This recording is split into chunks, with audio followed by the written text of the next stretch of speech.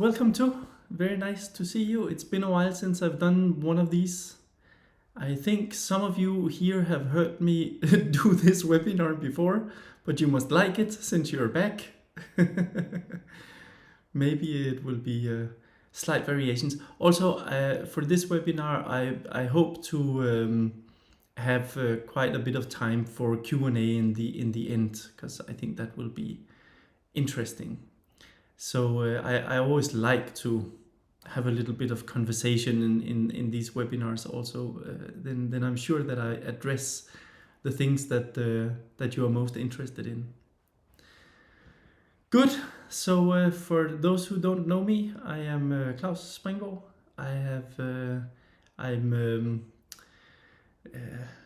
the originator of Sensing Mind Institute, where we do educations, some education for aimed at therapists, and some educations aimed at what you can call seekers, but seekers who are quite dedicated, right? So this is not the education I have for dedicated seekers is 4 years long, right? So it's not something that you just do for fun over a weekend. So yes, and yeah, maybe also to say one of the things that I recently, you might have seen this, I recently set up that it's possible for you to pre-order my forthcoming book. Around what I'm going to be talking about here today is very much around what's in the book as well. And I'm extremely excited about this. One of my passions is to create work that can bring together different approaches to therapy that deals with the spiritual aspect of personal development, and also bring together because sometimes I see these different approaches and they're all over the place, and they're not always talking to each other, and it's also not always possible for them to talk to each other. We have all these different models, and I really want to bring something that can bring a common language, so it's easier to talk together.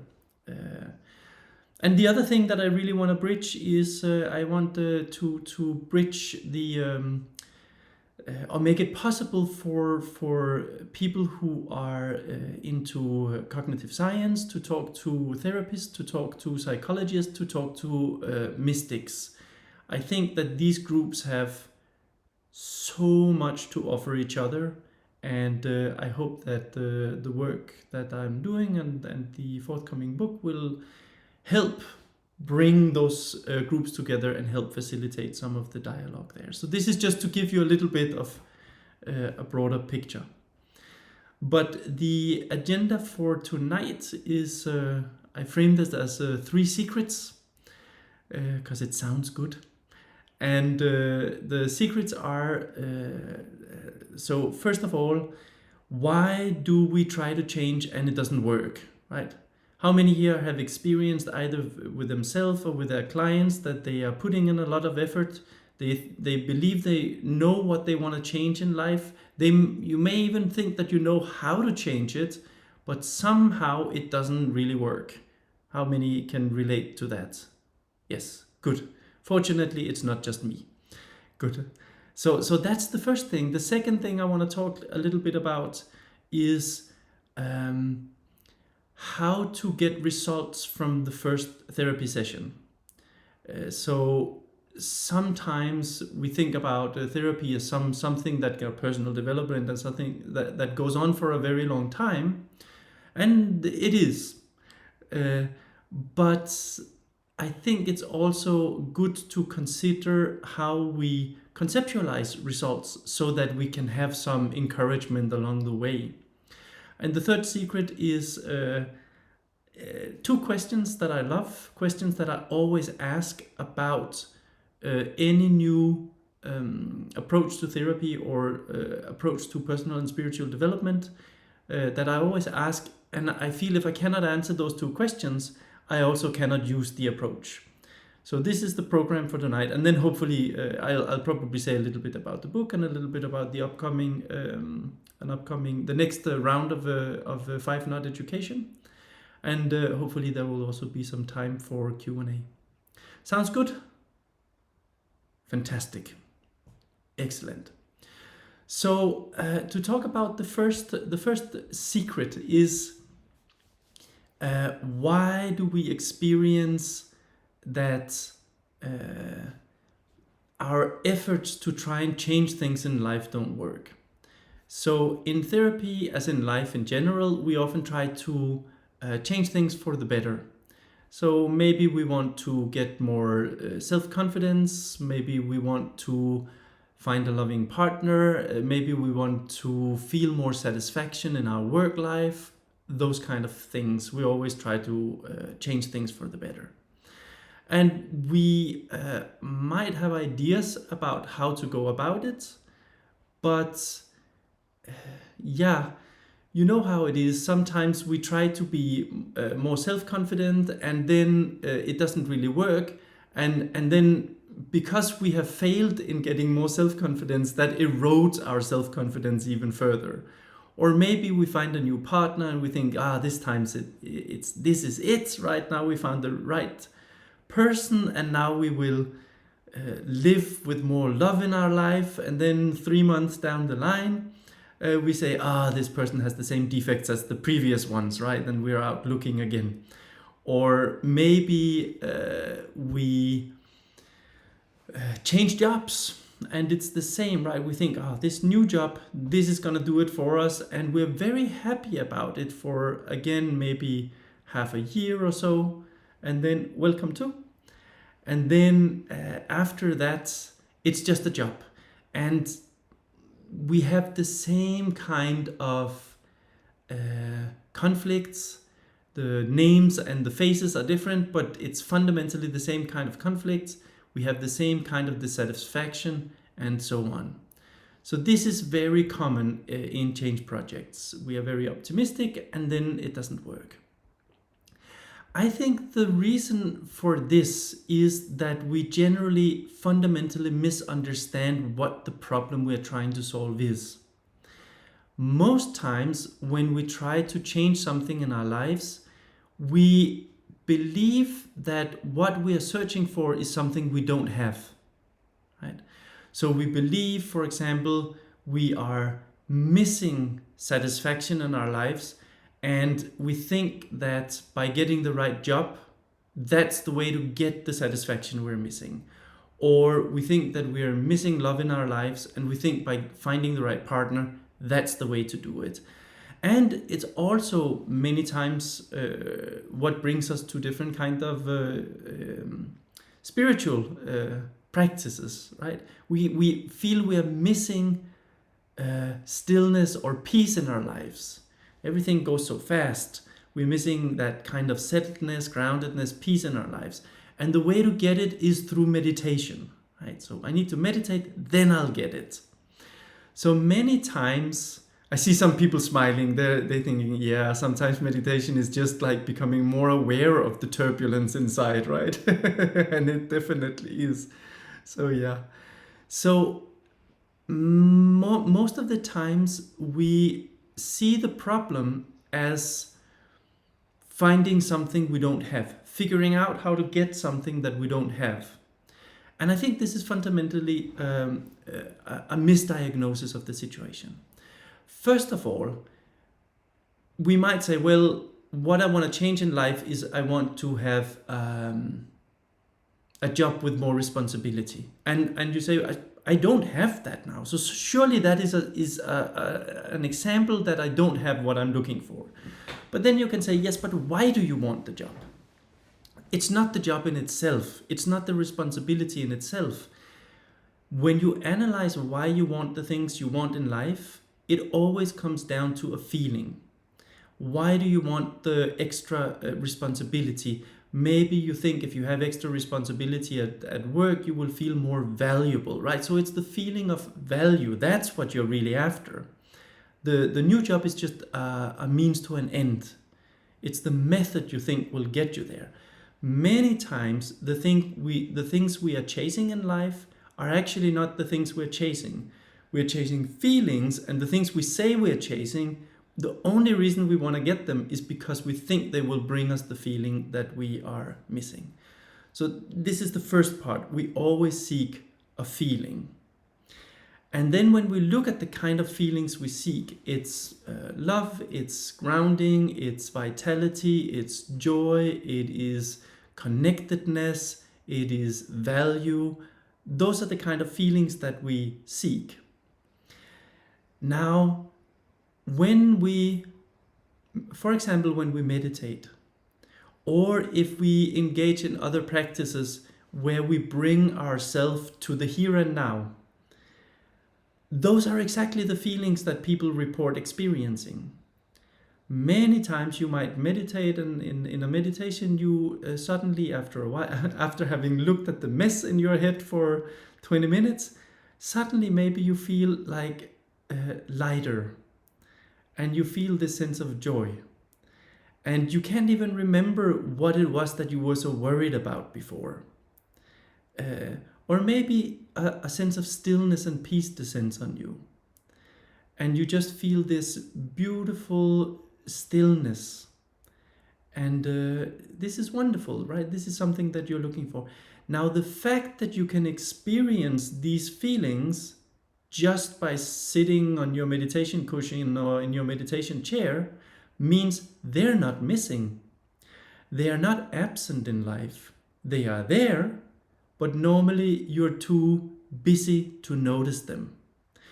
So the problem we are trying to solve is not to get something we don't already have. The problem is to notice that it is there, and that's a fundamentally different kind of problem. And if we engage in a change project and think that we are trying to find something that's not already there, that's going to occupy our attention. And the more our attention gets occupied by these kind of change projects, we don't have infinite amount of attention. We can only be aware of so much at a given moment. So the more our attention is taken by our change projects, the less likely we are to notice these states, the less likely we are to notice that what we are seeking is actually already here. Does that make sense? Good. So this is fundamentally why many of our efforts to change ultimately fail. We misdiagnose the problem, and therefore the actions we take to try and solve the problem actually only makes it worse. So maybe just to give a and then I'll say that the kind of in the book that I've written on the 5 knots, I conceptualize it as an approach to therapy that I call being-centered therapy. It's a synthesis of many different things. It's not a completely new thing. I'm not going to pretend that it's like an all-new approach. It's more an attempt at writing very clearly about these things. And the whole idea here is to say, we have all these things we think are wrong with our lives. And in therapy, we could go into all of these things. But how about just focusing all our attention on becoming aware of being, and then see if there are any problems left after that? So if many of our problems fundamentally is about becoming aware of being, then when we do become aware of being, a lot of the psychological issues that we have will simply dissolve. So let me give you an example of this. So this is an illustration of what a session might look like when you come from this approach. So you might imagine a client that comes and they have relationship issues. Maybe this person, let's say it's a guy, and he's single at the moment, and he is searching for a stable partner. But he finds that every single time he finds somebody he's interested in, they're not interested in him. And every single time somebody's interested in him, he gets bored with that person after a short while. Does that sound like something that some of your friends might have experienced? Yeah, we know this kind of situation.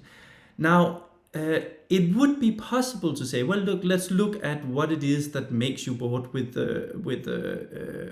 potential partners, and let's look at how you approach the whole thing about finding a partner and all these kind of things. But one thing that I really like doing in a session like that is to say, this might sound like a little bit of a weird question, but why do you want to find a stable partner?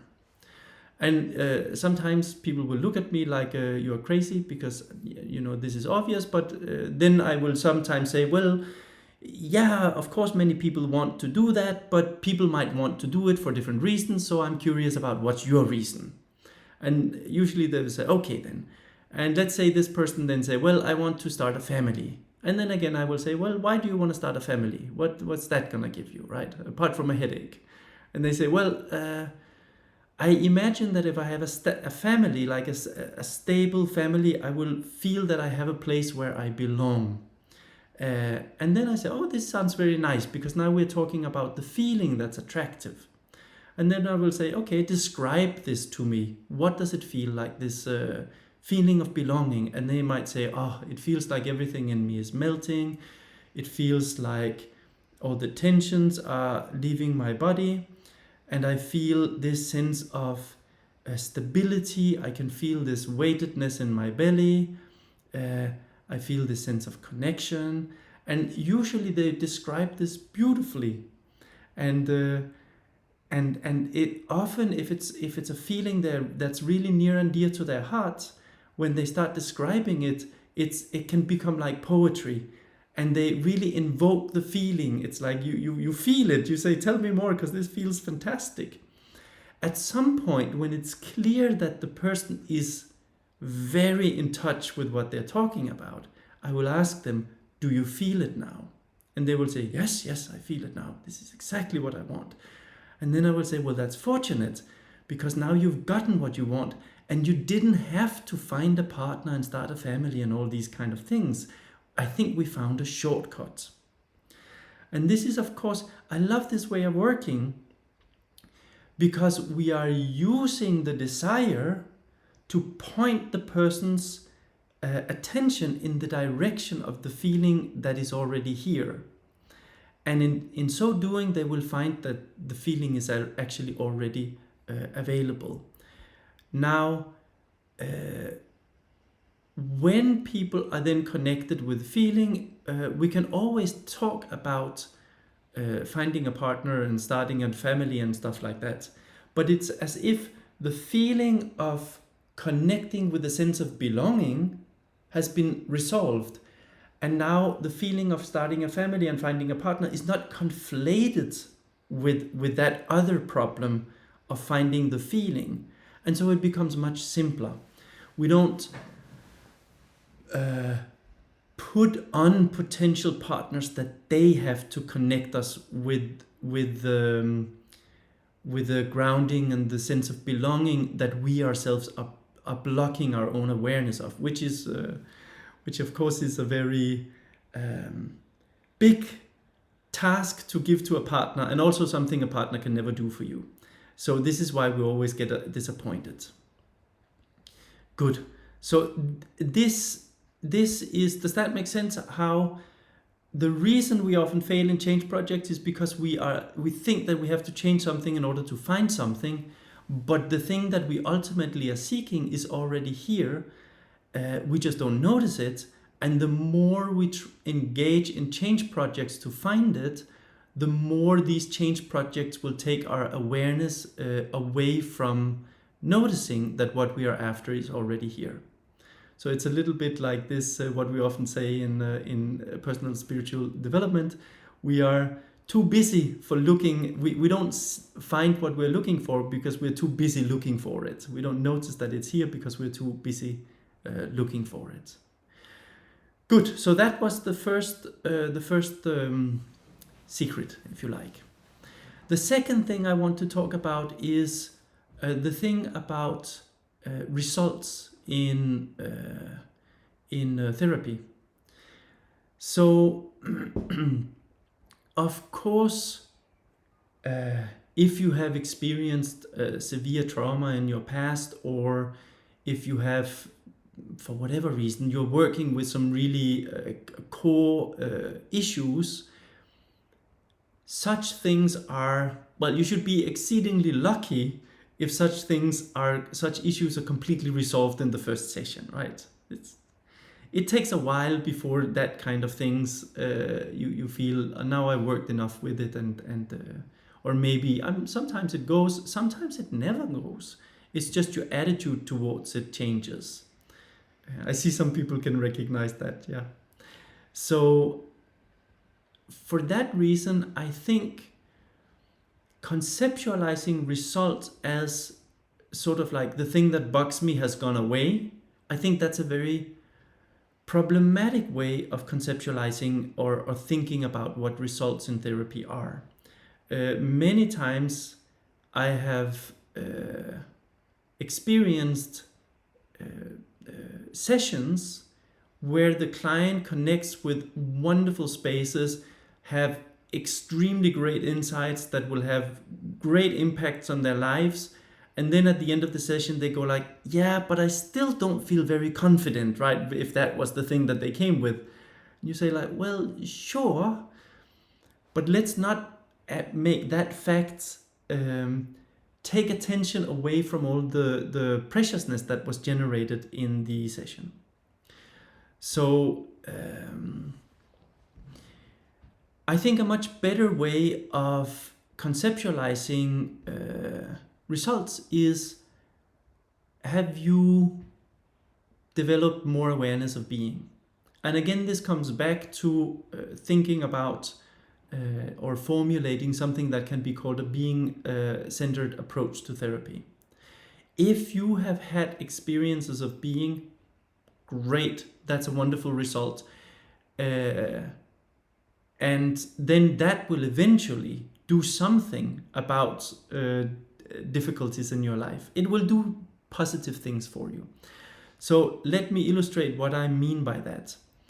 Imagine that a client is coming to therapy, and let's say it's a woman who comes to therapy because she finds that she has a low self-esteem, right?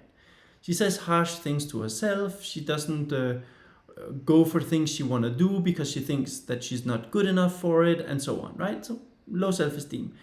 And she comes to therapy with the object of saying, let's get rid of this low self-esteem. Right?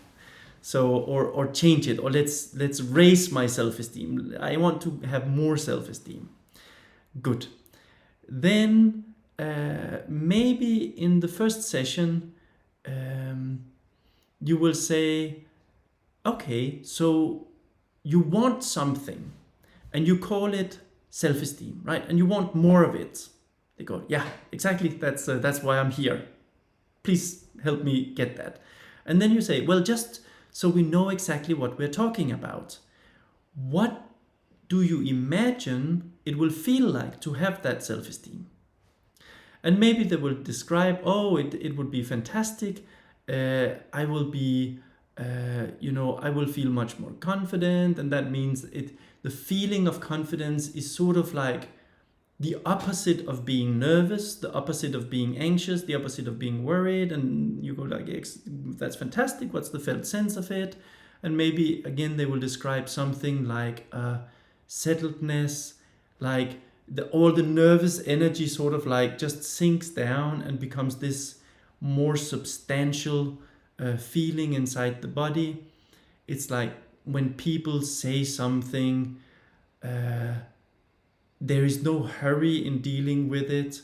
So this sitting, being comfortable in your skin, being comfortable in your seat, feeling this inner weightedness, and you say, wonderful. If they then have like a taste of it from describing it, great. This is one of the ways in which we may feel when we're just in the present moment. So they had a taste of that. Does that mean that they have instantly more confidence in their lives? Probably not. But they had a taste of what it is possible for them to feel in their body. Wonderful. Okay, so it's a result, even though the self-confidence hasn't been solved, but there's a result here, a tangible result. Maybe next session, we talk about the self-confidence, and maybe we find out that some of the worry also comes from one of the reasons this woman doesn't stand up for herself is because she's very concerned about what will happen if she does. Very common, right? So she thinks if she sort of like stands up for herself, and she might get very angry, and she's afraid that anger will then lead to like a clash or a conflict, and that other people will not want to be around her if she's angry. And then one of the things, of course, I love doing in that kind of situation is to say, okay, well, in the therapy session, this is completely safe for you to be angry, right? So tell me all about the people who are making you angry. Tell me all about exactly why you think they are assholes, and exactly what you would like to do to them if there were no laws and no social norms, right? And sometimes this can be very freeing, and when people really get into it, it's like it comes as a wave, right? Oh, they are so because of this, that, the other, and I'd like to punch them in the face, or just like, I don't know, whatever it is you want to do. And this energy just comes through because there's permissions to open the floodgates. When the energy comes through, I will say something like, oh, it feels wonderful. How do you feel now that all of this energy comes through? And they might say, I feel so energized, I feel so alive, it feels so freeing, this is so awesome. And again, of course, the feeling that they're now connecting with is another feeling that we can have when we are just in the present moment. It's the felt sense of aliveness and vitality. And this is wonderful. So now we've had 2 sessions, right? And this woman has had tastes of 2 different aspects of the kind of states that are really wonderful, and that you can experience when you are not too caught up in your thoughts and emotions. Maybe in the 3rd session, maybe we would say, well, okay, so the woman will come and say, it's so hard work, right? I'm doing all these things to increase my self-confidence, and I'm getting discouraged because it doesn't seem to work. And I might say, well, what would happen if you just gave up, right? Just drop the whole idea. Free yourself of the burden of having to be so confident. Seems to just be a headache to have to be so confident. Just give up the whole thing. You're never gonna get it, and it's fine. What if it was absolutely fine to just drop the whole project and never have it? Many times clients will say, when they get past the fear and worry about what that would mean and all the negative consequences, and you say, well, imagine that it had no negative consequences. You just dropped it. You never get the feeling, but actually, well, your life isn't going to change that much just because you never get the feeling. And sometimes people will say, actually, I've been chasing this for so long, and dropping it is such a relief, right? Yeah, and this sense of peace falls over them because it's been on their mind. It's been something that they have really struggled with, and even just the suggestions that it is possible to just drop that struggle can bring people to a place where they feel a deep sense of peace. Now, does this mean that the person has found more self-confidence? No, but in the span of 3 sessions, they have had real tangible tastes of 3 aspects of being, 3 aspects of what you can feel when you're in the present moment. They've had the sense of grounding, they had the sense of aliveness, they had the sense of peace. And the more of those experiences you have and the longer you can stay in those experiences, the more time these experiences will have to rewire you. I can never predict exactly how such experiences will rewire people. I just know that they do it in a way that's positive. Now, is the first positive thing to change that the person becomes more confident? Maybe not, but maybe a whole host of other psychological issues are being dissolved. Maybe the client says, I wanted to do something about confidence, but actually there's a sequence, there's a lot of other things that the client might not even be aware of. That's like, these are the things we actually have to deal with first. And when you focus on therapy that just connects people to being, and then you let being do the work, one of the wonderful things about that is that it takes care of the sequence. You don't have to figure out what to do first and second and third. It resolves itself. It's as if when you become aware of these states, hang out with them, it activates the self-healing properties of the human soul. Just like if you cut your hand, you don't really, you just give it time and your body knows how to heal. And it's the same thing with your psyche. It's the same thing with your inner life.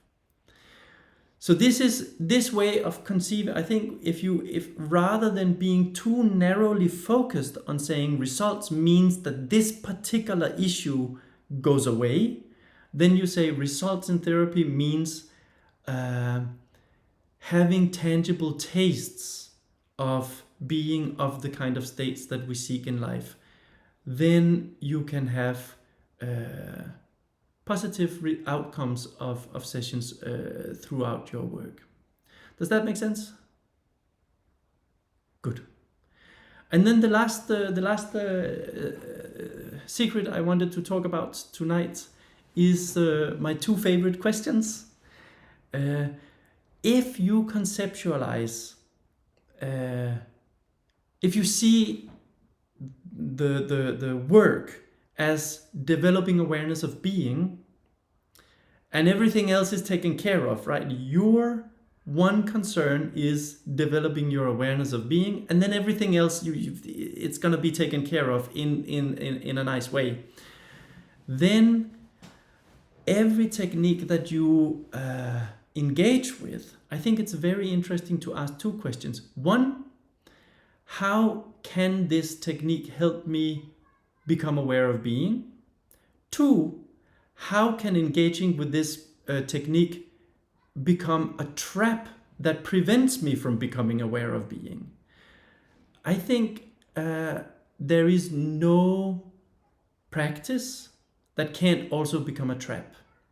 And I think in order to be proficient in a practice, it's very important to know how the practice can become a trap. So I think these are two really good questions to ask. And I think, if, for example, one practice that many therapists will use is to express repressed emotions, right? So this is very common. If you repress your anger, it's very nice to express your anger. If you repress your sadness, it's very nice to express your sadness. If you repress positive emotions like joy, it's very nice to be invited to express joy. There can be a whole host of reasons why one would repress one's joy. So then you can say, okay, so expressing repressed emotions, how does that help me become aware of being? I think the answer to that is fairly straightforward. It takes a lot of energy and attention to repress emotions, especially like in general. But think about something like anger, right? It's like a very energy-filled emotion, and there's a lot of energy in it, so it will take even more energy to repress it. This is why if you repress your anger, you end up being very, very tired, right? Because it just takes a lot of energy to do so. Now, and it takes a lot of attention, right? You have to constantly be hyper vigilant. Is it popping up here? I have to do something. Is now this situation might trigger something, so I have to take myself out of the situation, right? It's a full-time work, if not more. So if you are engaged in the kind of self-monitoring and the kind of self-manipulation that is necessary to repress emotions, that's going to take up all your attention, and you won't have much attention left to become aware of what it feels like to be in the present moment. Whereas if you then express it and you find nobody died, then you might become a little adventurous and say, well, maybe I don't need to spend so much energy repressing it. Maybe it's okay to let it flow, and now all the energy and attention that was bound up in that project is released, and it means that you can become aware of being. Another thing is, of course, also if you have a lot of emotion and then repression of the emotion, this is like an internal conflict. It creates a lot of turbulence. It becomes like I'm almost going to say it's interesting, right? How do you keep people's attention locked into a TV series? You create drama in the series, right? That's how you maintain attention. So this kind of inner conflict, that's a lot of drama, and it pulls in your attention. If the drama goes away, then your mind gets more quiet. The turbulence in your mind and emotion settles a bit, and it becomes easier to become aware of being. So I think this is the answer to the question: how can express repressed emotions help you become aware of being? Then there's the other question: how can expressing repressed emotions become a trap for being? And I think, or for noticing being. And I think the answer here is also fairly straightforward. Many times, if you experience a therapy session and you end up with in a really nice place, you want to replicate it. So if you imagine you go to a therapy session, you allow yourself to express anger or sadness or something like that, and you feel this lovely relief afterwards. You say, that was awesome. I can't wait to do it again. But now in the mind, it's very easy to think, expressing repressed emotion creates this nice sense of relief, right? So if you then have that idea, now you have to find something else you repressed. Because then this is the method now. You want to get to the feeling again, and now you have a method in your mind. Find something you repress, stop repressing it, now you feel the relief, right? So what happens if you can't find anything that you're repressing? Oh dear, you don't have a path to the nice sense of relief anymore. And I've literally seen this. I've seen this in sessions where people are actually feeling quite good, but then they go truffle hunting for something that can be that they repress. So why do they do it? So that they can release it and then feel good. But you say, well, you were already feeling good, right? So they go, yeah, but that doesn't count. I need to do this thing to get me to the good feeling. And of course, I think it's important to think really clearly. It's a fact that in the therapy session, you expressed something that was repressed and then you felt good. It's not a fact that there was a direct causal link. I think it's very important to be very clear. Why did that happen? I think the way it happens is you have if I want to put it in sort of a little bit of an oversimplified way, right? There's a good feeling. Then there's a mechanism that prevents you from feeling that good feeling. And then expressing the repressed emotion disables this mechanism that prevents you from feeling the good feeling. The good feeling is always there. It doesn't change. So it's not that you create the good feeling, you just undo the mechanisms that prevent you from seeing the good feeling. And this is important because that means if once these are undone, fine, you can just enjoy that, hanging out in the present moment and feel lighthearted or relief or whatever it is you feel there. So I think these two questions are key to ask yourself if you want to master any technique really. How does it help me become aware of being, and how can it become a trap for being? So these were the 3 secrets that I wanted to talk about. Of course, this is very superficial, but if you want to learn more, in a minute I'll open up for Q&A, but I just want to say, if you want to learn more, how many here are on the newsletter? How many here get the newsletter? Fantastic. So everybody, I can't see if, Drew, if you get it, but I'll assume you do. Now that means that you all have a link to, if you want to get the book, then you can pre-order it. I send out, was it yesterday? I think it was yesterday I sent out a mail. So and if you don't have it, just ping me a mail. I'll send you the link to where you can pre-order the book. And then also I'm doing 5 module educations where I go through this kind of work and go through different methods for using people's issues and personality structures as a means to become aware of being. And I'm very nerdy, so it's diagrams. It's literally broken down into like, if the client comes with this sort of issue, then ask that kind of question. To that kind of question, they will answer one of these 3 things. If they answer A, then do this. If they answer B, do this. If they answer C, do this. And of course, I know that's not how any session ever goes, but it's a wonderful way of sort of having a comprehensive way of building your capacity to have that single-minded focus on developing awareness of being as a therapeutic tool. Last time I ran the education, we had it was so nice because we had people with so many different backgrounds, and one of the things I really enjoy is to see how people with different backgrounds can apply these tools.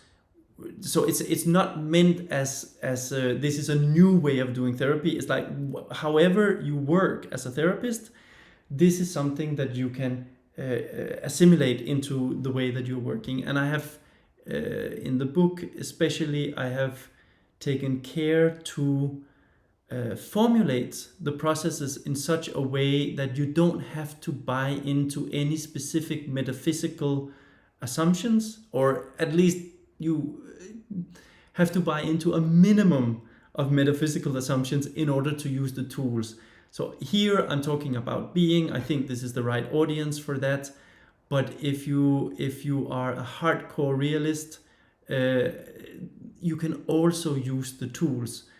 You just talk about it slightly differently. You might not talk about being. You might talk about physiological homeostasis or something like that instead, or simply just well-being. So yes, I think the next round will probably start. I had set the start for September, but I think due to some things, it clashes with something I have to do. So I think the start of the next education will probably be October. Good. So I'm curious. Oi. Okay, we have a new participant. I'm curious. Any questions or comments or something? We still have around 15 minutes, so I'm very happy about that. So there's a little time if anybody's got something they're curious about or something they want to share or